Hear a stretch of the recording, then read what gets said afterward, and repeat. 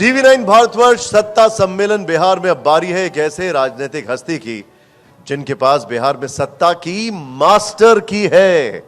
बहुत से राजनीतिक पंडित तो कहते हैं कि वो जिस तरफ हाथ बढ़ा देंगे उसका पलड़ा भारी हो जाएगा। तो चलिए इस वक्त वो कौन से समीकरण बुन रहे हैं, खुद उन्हीं से पूछ लेते हैं।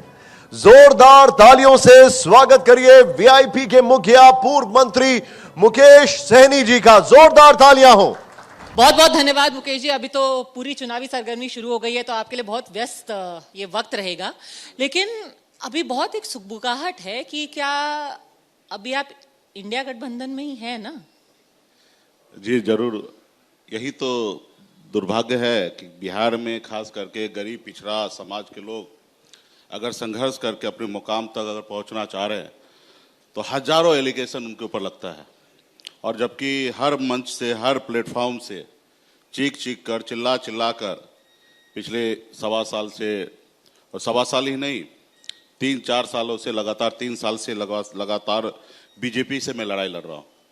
जब भी उन्होंने हमें मंत्रिमंडल से बाहर कर दिया, हमारे विधायक को खरीद लिया 2022 मार्च से, लगातार मैं उनसे लड़ाई लड़ रहा हूँ। उनसे मेरा कोई दूर तक कोई संबंध नहीं है।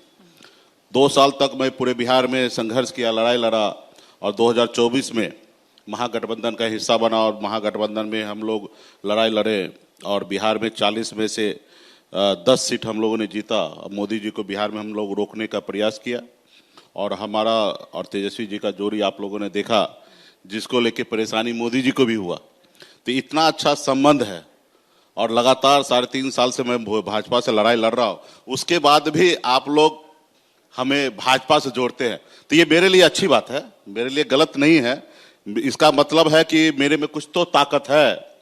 और आने जिस तरीके से कभी हमने सुना था धीरू भाई अंबानी से, उस समय में राजीव जी ने कहा कि आजकल आप बहुत चर्चे में हो, तो उनका जवाब था कि इसका मतलब मैं बड़ा आदमी बन रहा हूँ। तो आज अगर मैं बिहार की राजनीति में, देश में अगर मैं चर्चा में हूँ तो निश्चित तौर पे मेरे लिए अच्छे दिन आने वाले हैं। नहीं, चर्चा तो आपकी होगी, क्योंकि पिछली बार भी कितनी ड्रामेटिक तरीके से आप वो महागठबंधन की प्रेस कॉन्फ्रेंस से उठ करके चले गए थे, फिर आप एनडीए का हिस्सा बन गए थे। अब जब आपने कहा है कि भाई आप 60 सीटें हमें दीजिए लड़ने के लिए, उप मुख्यमंत्री का पद दीजिए, प्रदेश अध्यक्ष जो है भाजपा के, उन्होंने कहा देखिए आप तो बस आने को ही है। नहीं, वो इंतजार कर रहे, अच्छी बात है, वो इंतजार करना चाहिए। उनको बिहार में सरकार बनाना है तो वो कोशिश तो जरूर करेंगे कि मुकेश सहनी मेरे पास आ जाए। कोशिश तो जरूर करेंगे कि देश में गरीब पिछड़ा दलित का वोट किस तरीके से चुनाव आयोग के जरिए हम उसको कटवा दें, जो ताकि महागठबंधन को वोट ना जाए, कैसे भी हम सरकार बना ले। तो वो हर प्रयोग करेंगे जिसके लिए उनको सरकार बनाना है। लेकिन बिहार के जनता ने मन बना लिया है कि महागठबंधन का सरकार बनाना है। और रहा 60 सीट, तो मेरे पास जो ताकत है बिहार में, नीतीश जी ने, माननीय मुख्यमंत्री नीतीश कुमार जी ने जाति आधारित गणना कराए बिहार में, जिसमें निषाद समाज के 22 उपजाति है, बिंद, बेलदार, नोनिया, मला, चाय, तियर, बनपर, गोरी, ये हम 22 उपजाति, बिहार में 11% वोट है हमारा। और जब भी बिहार में पिछले 5 साल में मैं अकेले रहकर मैं 3 बार उपचुनाव में लड़ा, और 3 बार उपचुनाव में लड़ा तो कहीं 30,000, कहीं 25,000, कहीं 10,000 वोट मैंने लाया, और उसका एवरेज अगर परसेंटेज देखिएगा तो 13% वोट हमको प्राप्त हुआ है। और पिछले 5 सालों में बहुत सारे पार्टी, चाहे चिराग पासवान जी की पार्टी हो या मांझी जी की पार्टी हो, कई लोगों ने बिहार में चुनाव लड़े, और कभी भी किसी पार्टी ने ये 13% का वोट का ग्राफ किसी ने पकड़ा नहीं। कहीं पे किसी पार्टी को 4,000 वोट आया, कहीं पे 5,000 आया, कहीं पे 3,500 वोट आया। लेकिन वीआईपी पार्टी अकेला है कि अपने दम पर इतने वोट लाए, और जहां हम लड़ते वहां पे 90% संभावना ये होता कि एनडीए चुनाव हारते हैं, चाहे वो सिमरी बख्तियारपुर में हो या बोछा में हो। हम जहां लड़े हैं वहां पे एनडीए को बड़ा नुकसान होता है और वो चुनाव हारते हैं। तो ये ताकत हमारे पास है। जो कल तक वोट लालू जी के पास थे, जो जिसको जीन कहा जाता था, पचफोरना वोट कहा जाता था अति पिछड़ा का, वो वोट कुछ 2005 के बाद नीतीश जी और बीजेपी के पास शिफ्ट हुए। और 2014 से जब से हम बिहार में आए, अपने समाज के हक अधिकार के लिए लड़ाई लड़ रहे हैं, तो ये वोट अभी हमारे साथ है। और ये भाजपा से वोट निकलना मतलब, अगर वहां से 10% वोट निकलना तो 20% का नुकसान होना, मतलब अगर 10% अगर हमारी वोट है तो 6% पोलिंग कैपेसिटी है, और 6% वहां से निकलना मतलब उनके लिए 12% का नुकसान है, और निकल के महागठबंधन में ही आना है। तो इसलिए भाजपा परेशान है, वो चाहते हैं कि यहाँ पे आए, लेकिन असंभव है। मैं यहाँ पे सत्ता के लिए राजनीति करने असंभव है। असंभव है। मैं यहाँ पे सत्ता के लिए राजनीति नहीं कर रहा हूँ। मेरे बारे में अगर आप पिछले 5 साल का बिहार का 10 साल के बारे में अगर समझेंगे तो यही स्पष्ट होता है कि मैं सत्ता के लिए काम नहीं करता। मैं तो मंत्री बना था और 4 विधायक था। मैं मोदी जी जिंदाबाद करता या योगी जी जिंदाबाद करता तो उत्तर प्रदेश में मेरे एक भाई हैं डॉक्टर संजय निषाद जो मंत्री का मजा ले रहे हैं। मैं बिहार में सब चीज रहने के बाद भी मैं एक एनडीए के सहयोगी रहते हुए भी मैं उत्तर प्रदेश जाके 52 सीट पर मैं चुनाव लड़ा। वहां हम अपने अधिकार के लिए जितना मैं सरकार से केंद्र सरकार से लड़ सकता था मैंने लड़ाई लड़ा। तो ये मेरी पहचान है। मैं यहाँ पे बदलाव के लिए आया हूँ। मैं यहाँ पे राज करने के लिए नहीं आया हूँ। मैं संघर्ष करके गांव से निकलकर मुंबई जैसे शहर गया। वहां 900 रुपये महीने पे मैं नौकरी करता था, 30 रुपये रोज पर। लेकिन मेहनत के दम पर मुंबई जैसे शहर में जहां मेरे खानदान के दूर दूर तक कोई नाता नहीं था कि मैं अपने खानदान का पहला लड़का हूं कि गांव से निकल के शहर में गया। वहां पे जाके अपनी कामयाबी के झंडा मैंने वहां पे बुलंद किया, कामयाबी के झंडा गाड़ा और फिर मैं बिहार लौट के आया। तो ये तो बिहार हमारा अपना घर है, अपना माटी है, अपना गांव है। और यहाँ पे तो निश्चित तौर पर लाखों जो निषाद है वो आज वीआईपी पार्टी के साथ है, अपने आने वाले बच्चे के भविष्य के लिए लड़ाई लड़ रहे हैं। हमारी लड़ाई है जब देश एक है, देश के संविधान एक है, देश के प्रधानमंत्री एक है, देश के गृह मंत्री एक है, तो बंगाल में निषाद समुदाय को आरक्षण है तो बिहार में क्यों नहीं? जब दिल्ली में निषाद को आरक्षण है एससी का तो बिहार में क्यों नहीं? जबकि बिहार, बंगाल, उड़ीसा, झारखंड पहले एक ही राज्य हुआ करता था। आज भी पूर्णिया के बाहर अगर जाएंगे तो सिर्फ बॉर्डर क्रॉस कीजिएगा तो बंगाल आएगा, वहां पे निषाद को आरक्षण है। लेकिन वही अगर पूर्णिया जिला में रहते तो वहां पे आरक्षण नहीं है।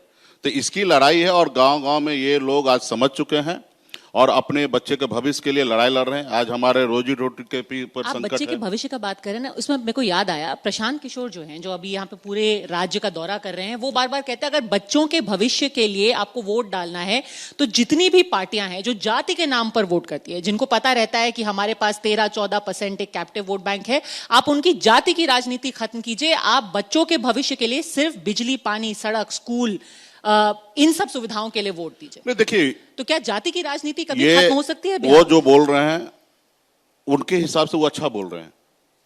और मैं आज तक मैं बिहार को अगर मैं हिस्ट्री देखता हूं तो मैं आज देख रहा हूं कि जो लोग अपने जात के साथ खड़ा हुए हैं, एक क्लस्टर में आए, उनका भला हुआ है।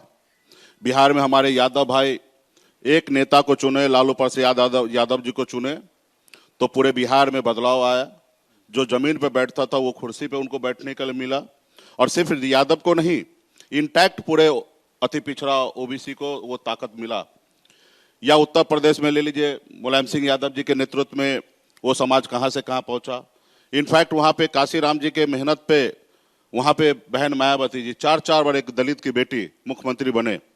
जो काशीराम जी ने अपने लोगों को समझाया कि नहीं, हर हाल में तुम्हारा चुनाव चिन्ह जो है वो हाथी है। और जब हाथी पे अगर वहां के दलित भाई ने बैठा तो उत्तर प्रदेश में दलित भाई भी अपने आप में मजबूत साबित हुआ। यहाँ पे स्वर्गीय रामविलास पासवान जी के साथ रहे तो समाज को भला हुआ। आज बिहार में अगर निषाद मुकेश सहनी के साथ हैं तो कल तक निषाद को कोई जानता पहचानता नहीं था, कोई उनको कोई समय नहीं दे रहा था। यही उनकी पहचान था कि ये मल्ला का टोला है, यहाँ पे रात को 1500 रुपया बांट दो, दारू बांट दो, यहाँ का वोट ले लोगे, ये हमारी पहचान था। लेकिन पिछले 10 सालों में हमने ये पहचान को बदला। आज बिहार के राजनीति को करने वाले को पता है कि इसकी वोट जो है दारू और पैसे में बिकने वाला नहीं है। मुकेश सहनी से हाथ मिलाओगे, इनके साथ पार्टनरशिप करोगे सत्ता का, तो ये वोट आपके पास आएंगे। तो ये हमने पहचान बनाया। आजादी से लेकर अब तक तो हमने नहीं देखा कि दूसरे लोगों ने दूसरे को भला किया है। लालू जी यादव जी को भला किए हैं, ये सच्चाई है।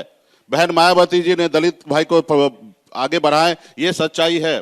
आज मुकेश सहनी अपने समाज को लेकर लड़ाई लड़ रहा है, उनके लिए अपने मंत्रिमंडल तक छोड़ रहा है, तो ये हम उनके लिए लड़ाई लड़े, आज बिहार में चर्चा का विषय बना हुआ है। आपकी पूरी सियासत, आपकी पूरी लड़ाई निषाद के लिए, सन ऑफ मल्लाह, निषाद आरक्षण, केंद्र में भाजपा की सरकार है। अगर निषाद को आरक्षण मिलता है तो मुकेश सहनी क्या करेंगे? देना चाहिए। देखिए, देश के प्रधानमंत्री हैं और उनका जवाबदेही है कि देश में जो काम नहीं हुआ है 70 सालों से उनको करना चाहिए। बहुत ऐसे काम वो कर रहे हैं जो अपने आप को कह रहे हैं कि जो काम कभी नहीं हुआ वो मैं कर रहा हूं। तो ये काम भी ये देश का काम है, मुकेश सहनी का काम नहीं है। और जिस कुर्सी पे माननीय प्रधानमंत्री जी बैठे हैं तो उस कुर्सी पे बैठ के उनको वो करना चाहिए और ये करे, और निश्चित तौर पे वो करेंगे तो पूरे बिहार के निषाद समाज उनके साथ होंगे। आप साथ होंगे बीजेपी मुझे साथ रहे या ना रहे उससे फर्क नहीं पड़ेगा। मैं तो जब वो 2022 में वो प्रेशर दे रहे थे कि हम अपनी पार्टी को विलय कर दे भाजपा में, तकलीफ लड़ाई कहां से है? लड़ाई ये है कि देखा कि एक अति पिछड़ा का बेटा बॉम्बे से आकर बिहार में अपने लोगों को जागरूक करके और इतना मजबूत हो गया कि हमको मजबूर होना पड़ता इनसे गठबंधन करने के लिए। और ये जो सरकार उस समय बना था 125 विधायक का सरकार बना था और इसमें से 4 विधायक अगर नाराज होकर निकल जाए तो सरकार कभी भी गिर सकता था। तो उनका प्रयास था कि बिहार में आप वीआईपी में को अपने बीजेपी में समाहित कीजिए, विलय कीजिए। ये कैसे हो? आपकी पार्टी के 4 विधायक आपकी पार्टी के 4 विधायक जीते हैं, मंत्री बनते हैं मुकेश सहनी, जो चुनाव हार जाते हैं। क्लियर है, देखिए कोई घुमा के बोले, हमारा क्लियर है, पार्टी का नेतृत्व मैं कर रहा हूं, पार्टी का पूरा भरोसा मेरे ऊपर है और वीआईपी पार्टी का सरकार बनेगा और उसमें 2 नंबर का कुर्सी वीआईपी पार्टी का होगा। आपने सन ऑफ मल्ला और मुंबई का जिक्र किया, तो आज का जो पूरा ये माहौल बना हुआ है उसमें ये सवाल तो पूछना ही पड़ेगा। आपने इतना आपका अच्छा करियर था, मुंबई में आप रहते थे, बिहार से आप गए थे, आज ऐसे वक्त पर जब मुंबई में लोगों को कहा जाता है कि भाई अगर आप बिहार से आए हो तो आपको मराठी सीखनी ही पड़ेगी, आप उन सब लोगों को क्या कहना चाहते हैं? देखिए, पिछले कुछ सालों से मैं देख रहा हूं कि देश की राजनीति जो है वो गलत दिशा पे जा रहा है और ये देश में परंपरा बनते जा रहा है कि लोग अपने सहूलियत के लिए, अपने फायदे के लिए लोग इस तरीके से काम कर रहे हैं, क्षेत्रवाद काम कर रहे हैं, राष्ट्रवाद काम कर रहे हैं, धर्म के नाम पे काम कर रहे हैं, जबकि ये देश के लिए सही नहीं है। ये देश के लिए दीमक है, दीमक के जैसे देश को खोखला कर रहे हैं।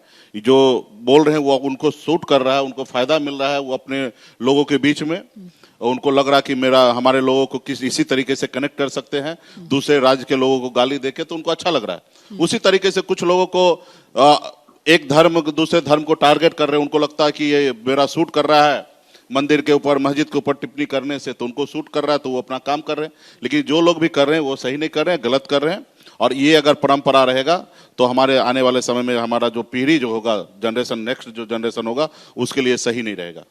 मुकेश सहनी जी, हमसे बात करने के लिए आपका बहुत बहुत धन्यवाद। आप भी बहुत व्यस्त रह रहे हैं पर आपने समय निकाला, बहुत धन्यवाद। बहुत बहुत धन्यवाद।